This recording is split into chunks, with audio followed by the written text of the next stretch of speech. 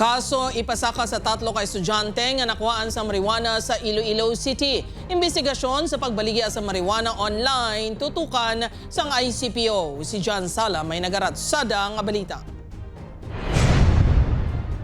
Ginasikaso na sa Iloilo City Police Office ang reklamo nga paglapas sa Comprehensive Dangerous Drugs Act of 2002 batok sa duwang grade 10 students nga nag-edad 15 kag 16 anyos nga naaktuhan nga nagayup-yup sa marijuana sa sulod sang A. Bonifacio Integrated School.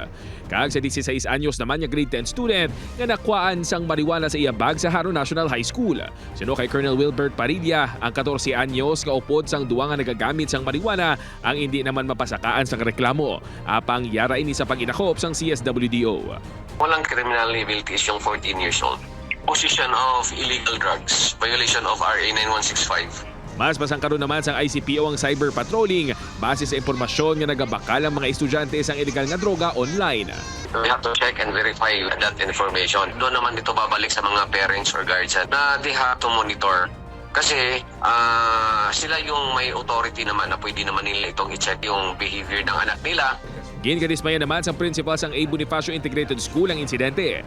Ilabi na ang isa sa mga imbulbadong estudyante ang achiever sa klase.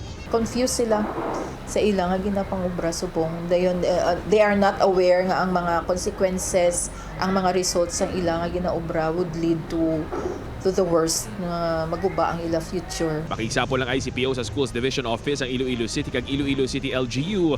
Agon istoryahan ang pagpasangkat sa seguridad sa mga bulutuan nga wala nagalapas sa kinamatarong sa mga estudyante.